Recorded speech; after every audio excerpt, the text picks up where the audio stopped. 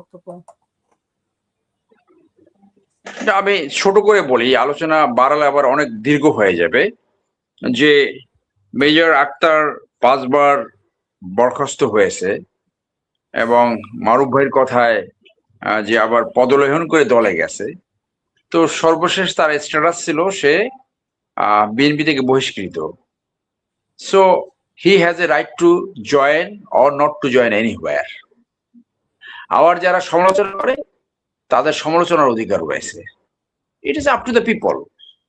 But আমি মনে করি যে আওয়ামী লীগের ভুলের কারণে আওয়ামী লীগ এখন বিলীন হয়ে গেছে, ফেরত আসার চেষ্টা করছে। এবং আওয়ামী লীগ টাইপের রাজনীতি, যেটা বিএনপির অনেক নেতারা বলেছে, মহাসচিব সহ, যে আওয়ামী লীগ টাইপের রাজনীতি আওয়ামী লীগের মধ্যেই পরিণতি ডেকে নিয়ে আসবে, এটাও আমাদের বলতে হবে। এবং 4টা বড় ধরনের রিস্ক রয়েছে যে বিএনপি বড় ধরনের বিপদে পড়বে 4টা জায়গা যদি তারা সঠিকভাবে অ্যাড্রেস না করে। ফার্স্ট, আওয়ামী লীগ টাইপের রাজনীতি ওই একই প্যাটার্নের, যে আগে খাইছে ওরা, এখন খাবো আমরা, সেটা যতভাবে আপনি ডিফেন্স দেন না কেন। 2, ভারতীয় পদলেহনকারী রাজনীতি।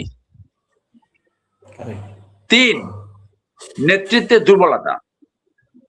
4, জিয়াউর রহমানের পলিসি ফেরত না আসা। এবং সর্বশেষ, এই মাইম্যান সৃষ্টি করা অন্য কোনো কারণে প্রয়োজন হবে না। একটা দল এইটা যদি তারা অ্যাড্রেস না করে, তারা ভয়াবহ বিপদের দিকে পড়তে যাচ্ছে।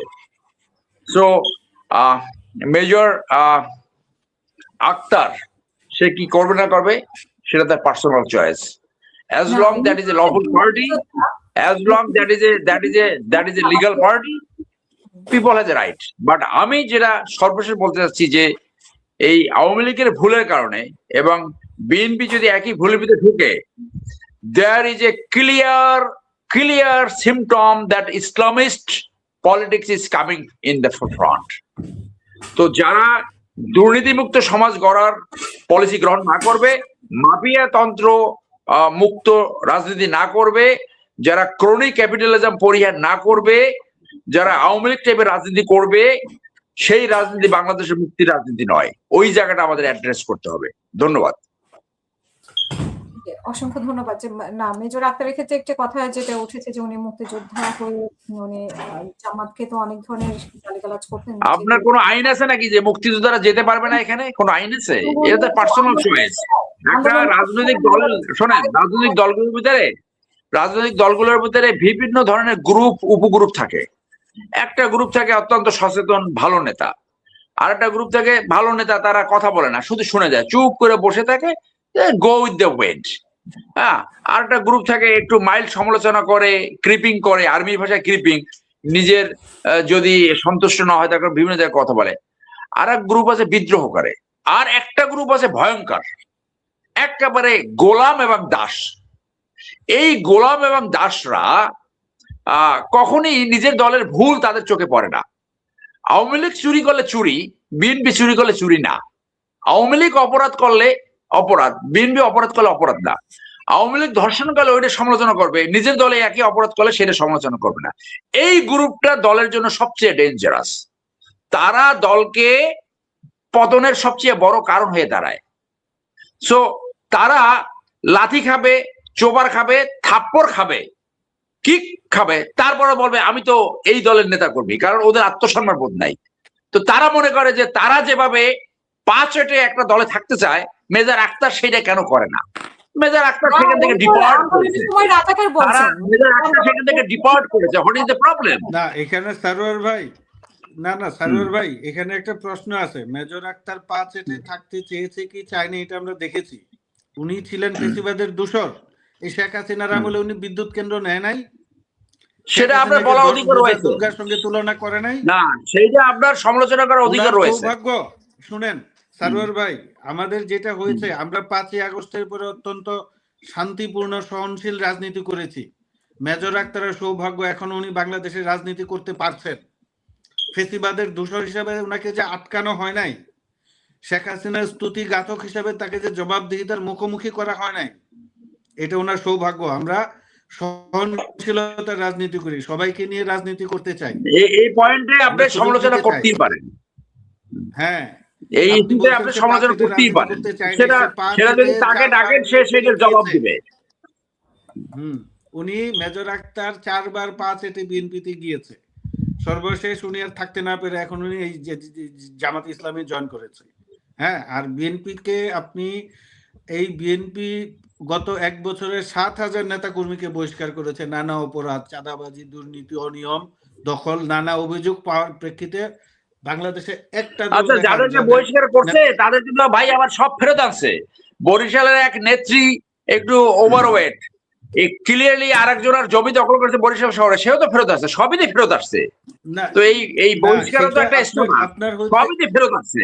না এখন আর বহিষ্কার কেউ নাই, সেইটা বহিষ্কার কেউ নাই এখন আর। না না বহিষ্কার যাদের বিরুদ্ধে তদন্ত করে অভিযোগ প্রমাণ হয় নাই তাদেরকে ফেরায় আনছে, আর ও যাদেরকে কি প্রাথমিক কি অভিযোগ ছিল তদন্ত হয় ভাই আপনিও জানেন আমিও বহিষ্কার জানি, করেছে। কি দলের ভিতরে হ্যাঁ। কি তদন্ত হয় ওটা না, আপনিও কিন্তু জানেন আমিও আপনি জানি। অন্য দল দেখান, না না আপনি অন্য দল আমি দেখান, আপনার অন্য দল আপনার আপনাদের এই মতের সাথে করছে একমত, না। আপনার এই মতের সাথে একমত যে জামাত অলসো ইন্ডিয়াপন্থী দল, ইয়েস, এবং জামাতের দুষ্টমি এবং মিথ্যাচার ধরতে যে আইকিউ দরকার সেটা সকল বাংলাদেশে নাই, ইয়েস, আমি একমত আপনার সাথে এই মতে, এটাও বলতে হবে। হুম, জি। অসংখ্য না ধন্যবাদ না সেটা তো আপনাকে। আমরা বলছি, কিন্তু আপনার যেটা প্রশ্ন হচ্ছে, আমরা যেটা বলছি, কিন্তু জি, আপনার ভুলের কারণে যদি জামাত আসে, ইসলামপন্থী দল আসে, সেইটাও আমাদের খেয়াল রাখতে হবে। তাহলে আপনার কি, আপনার জন জন জন রাজনীতি করতে হবে, জনকল্যাণের রাজনীতি করতে হবে। আপনার তারা যে পলিসি না এখন পলিসি ঘোষণা করেছে, বিএনপি অনেকগুলো জনগণকে জনকল্যাণের আকর্ষণ করেছে। আপনি যদি জনকল্যাণের রাজনীতি না করেন, আপনি যদি দুর্নীতিমুক্ত সমাজ প্রতিষ্ঠা যেটা প্রেসিডেন্ট জিয়া করে গেছে সেটা না করেন, তাহলে আপনি তাদের থেকে পিছিয়ে যাবেন, এবং সেইখানেই একটা ইসলামিস্ট না এখন রাজনীতি বিএনপি জাগরণের একটা সুযোগ সৃষ্টি হয়ে যাচ্ছে, সুযোগ সৃষ্টি হয়ে যাচ্ছে। বিতরণ তো অনেক দূরের কথা, সুযোগ সৃষ্টি হয়ে যাচ্ছে। কি করবে কি করবে না, না আপনি তো বিএনপি কে সুযোগ না দিয়েই আপনি জাজ করে ফেলছেন যে বিএনপি আসলে দুর্নীতি করবে, অন্যায় করবে, অনিয়ম করবে। আপনি বিএনপি যদি তার ভাই দায়িত্ব পালন করতে না লক্ষণ পারে, দেখলে বোঝা যায় না। এখানে না, হচ্ছে কি, বিএনপিতে এখন কেউ সমালোচনা সহিত, এই প্রেসিডেন্ট জিয়া সমালোচকদেরকে আহ্বান জানাইতো, এখন আপনাকে সবসময় এপিস করতে হবে। এইখানে এই রাজনৈতিক একটা কুসংস্কৃতি হয়েছে, কোন সমালোচনাকে কেউ এপ্রিসিয়েট করে না। না আমরা সমালোচনা চাই, বিএনপি কোথায় আমি appreciate আউট অ্যান্ড করছে আউট না। জাতীয়তাবাদী, আমরা চাই বিএনপি ভুল না করুক। বিএনপির ভুলের মাধ্যমে দুইটা জিনিস ঘটবে, আইদার ইসলামিক রাজনীতি ফেরত আসবে, নাইলে ফেসিজম ফেরত আসবে। সেই জায়গাটা আমাদের কথা বলা উচিত। না আমরা তো সেটা বিএনপি সমালোচনা করছি। হ্যাঁ, আপনি সমালোচনা করলে এটা কাভার আপ দেওয়ার চেষ্টা করেন, আপনি অসুবিধা নাই, সত্যকে স্বীকার করে সেটাকে অ্যাড্রেস করা উচিত আমাদের। না আমরা সত্যকে স্বীকার করছি, কিন্তু সত্যের সঙ্গে আপনাকে মিথ্যা মিশাইতেও না করা হয়েছে। আপনি দেখেন কোনটা মিথ্যা, কোনটা এখানে কোন মিথ্যা আলোচনা আসছে, না কোনটা মিথ্যা আলোচনা আসছে বলেন তো।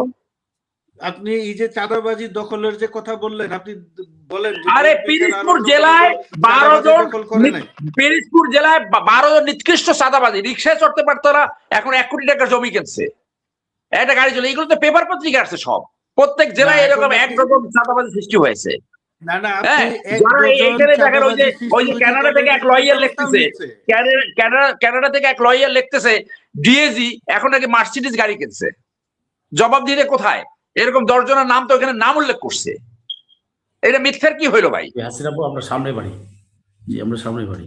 জি, আমরা শেষ লাস্ট এক করব। মিনিট আমি না নিতে না পারি। আপনারা যেটা করছেন বিএনপি কে আপনারা প্রপাগান্ডার একদম মুখে ফেলে আমরা বিএনপিকে ভালো জায়গায় দেখতে চাই। আমি বিএনপি যে এই দলের জন্য জেল খেটেছি, এই দলের জন্য জেল খেটেছি, বেগম জিয়া যেদিন জেলে গেছে তখন পাশে দাঁড়িয়েছিলাম। এই জায়গাটা আমি কখনো একমত হই না শুধু অ্যাপিজমেন্ট পলিসি, শুধু অ্যাপিজমেন্ট পলিসি। নো, বিএনপিকে কনস্ট্রাকটিভ সমালোচনা করতে হবে, বিএনপিকে কনস্ট্রাকটিভ সমালোচনা করতে হবে। দেশকে বাঁচাবার জন্য, দেশকে বাঁচাবার জন্য বিএনপিকে কনস্ট্রাকটিভ সমালোচনা করতে হবে। জি না হাসিনাবু না আমি লাস্ট এক এখন মিনিট। বাংলাদেশের নতুন একটা গোষ্ঠীর উদ্ভব হয়েছে, এরা দাবি করে বিএনপি করে, এরা বলে বিএনপি জিয়ার আদর্শে নাই, এরা বলে বিএনপি কে যে আদর্শে ফিরে যেতে হবে, এরাই সবচেয়ে বড় এবং বিএনপি। তারাই সঠিক জায়গা আছে। আর বিএনপি যারা করে, যারা যারা তৈলমর্দন করবে তারা বিএনপি কে পতন ঘটাবে, তারা বিএনপি পতনের কারণ হয়ে দাঁড়াবে। পতন ঘটাবে না। আপনি আচ্ছা ভাই, আমরা সামনে আগামীতে আমরা রেজাল্ট দেখবো। আমি অপেক্ষা করছি আগামী রেজাল্ট দেখার জন্য। লাস্ট এক মিনিট আমি নিতে চাই, ভবিষ্যতের জন্য অপেক্ষা করেন। বিএনপির প্রতি বিদ্বেষ পোষণ না করে ভবিষ্যতের জন্য অপেক্ষা করেন। আর সেইটা আমরা দেখতে চাই, কিন্তু কথা বললেই নতুন একটা গ্রুপ জাগানো হয়েছে, that is not correct, that is not correct. ধন্যবাদ। কথা Yes, of course it is correct. কথা বলতে Of দিতে হবে। course. That is correct in your version, not in your version. অসংখ্য ধন্যবাদ। এখন বিএনপিকেও প্রমাণ দিতে হবে যে বিএনপিকেও আস্তে আস্তে মানে ইয়ে করতে হবে, সেটাও সুযোগ আছে। এখন বিএনপি শুধু সমালোচনা করলেও তো একটা ভুল, যে মানে এই করেছে অতীতের ইতিহাস দিয়ে, সেটাও একটা ভুল।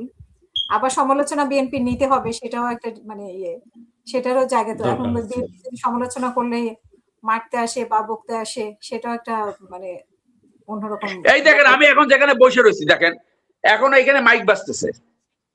আগে পদলন করত, যদি ঘুম থেকে উঠে দেখি অমুক মরেনি, একই জিনিস এখানে হচ্ছে। পার্থক্যটা কি হলো আপনি বলেন?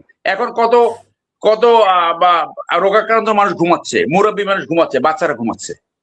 এই দেখেন, আমি যেখানে বনানী এখানে বসে কথা বলছি, এই পাশে এখন জোরে জোরে মাইক বাজাচ্ছে আর ব্যক্তি বন্দনা হচ্ছে। এই তো পার্থক্য, এইটা আমরা দেখতেছি। এটা তো পুরো বিএনপিকেও দায়ী করতে পারেন না, এটাও হ্যাঁ, এই যে তাই, এটা তো যাদের কমান্ডিং পজিশন আছে তারা তো একটা জায়গায় বলবে, একটা জায়গায় তো বলবে যে এই যে মানুষের যে এই যে বিরক্তি সৃষ্টি করার যে এটা তো বলবে। এটা তো নিশ্চয়ই পলিটিক্যাল পাওয়ারে এইগুলো হয়। না, এইটা ঠিক আছে যে আগে রাত পুহালে শোনা যেত বঙ্গবন্ধু মরে নাই, এই গান যেমন বাজে মানুষকে একটু বিরক্ত করা হয়েছে, কিন্তু তাই বলে স্বাধীনতার বিজয়ের আগের দিন রাত্রে আপনি স্বাধীনতার পক্ষের প্রোগ্রাম করতে পারবেন না, গান করতে পারবেন না, আপনার ঘুমের টাইম টেবিল থাকবে। এখন আপনি স্বাধীনতা বিরোধী বানাই ফেলাবেন, কুইক এই টাকা আপনি দিবেন, সেটা তো সেটা তো আপনি ভদ্র দেশে থাকেন, আপনি যে দেশে থাকেন, এইখানে এখন লাউড স্পিকার করতে পারে, লাউড স্পিকার একটা আইন আছে না, আইন আছে না? এর মধ্যে স্বাধীনতার পক্ষ বিপক্ষ আপনি নিয়ে আসছেন, স্বাধীনতার পক্ষ বিপক্ষ আপনি নিয়ে আসছেন। জার্মান ইউনিফিকেশন ডে যেদিন পালিত হয়, একটা সাউন্ড পলিউশন একটা আইন আছে না, রাত 10টার পরে কোথাও এরকম লাউড স্পিকার বাজাতে পারে? আপনি বলেন। হ্যাঁ, এই ভদ্রদেশে রাত 10টার পরে গান বাজনা হয়তো হয়, সেটা তো লিমিটেড জায়গায়, সেটা তো অডিটোরিয়ামের ভিতরে না, লিমিটেড না। আপনার এইখানে কনসার্ট হয় জার্মান ইউনিফিকেশন ডেতে, এই নভেম্বরেই হয়। আপনার সারা জার্মানিতে সারা রাত কনসার্ট হয়, প্রত্যেকদিন হয় না। আপনি এখন সাউন্ড পলিউশন যে হয় সারা রাত, যে আপনার এই নানান মাইক বাজায় যে আরো অনুষ্ঠান, এখন একদিক দিয়ে হবে যাত্রা, আরেক দিক দিয়ে হবে মানুষের মানে they have no regards to the people. এখন উনি জার্মানির উদাহরণ নিয়ে আসছে, জার্মানি কালচার আর বাংলাদেশি কালচার কি এক? এখানে এটা হয়, এটা তো এই স্বাধীনতার প্রোগ্রামের নামে যে চাঁদাবাজি হয়, সেইটাকে দায়িত্ব রয়েছে রাজনৈতিক দলের, সেটাকে বন্ধ করা, সেটাকে বন্ধ করা। ডে আছে, ঠিক আছে, সেটা ইউকেতেও আপনি দেখে গেছেন, কিছু কিছু ডে আছে যে সারা রাত ধরে মানে ইয়ে হয়, আয়োজন হয়, যেমন 31 হয়, তারপরে সেটা তো একটা লিমিটেড জায়গায়, মনে করেন আমরা টাইম স্কোয়ারে গেলাম, সেখানে হইলো। এটা তো পুরো ঢাকা শহর ধরে প্রত্যেক পাড়ায় পাড়ায়, সেটা তো একটা লিমিটেড জায়গায় মানুষ জানে যে এইখানে একটা অনুষ্ঠান হবে, সমস্ত রাত যা খুশি তাই করুক। ইয়েস, পিপল ইজ রাইট, এটা তো প্রত্যেক পাড়ায় পাড়ায়। এইখানেও তো পাড়ায় পাড়াতেই তো উৎসব হয়, সারা রাতই তো এক্সপোজিশন এরিয়া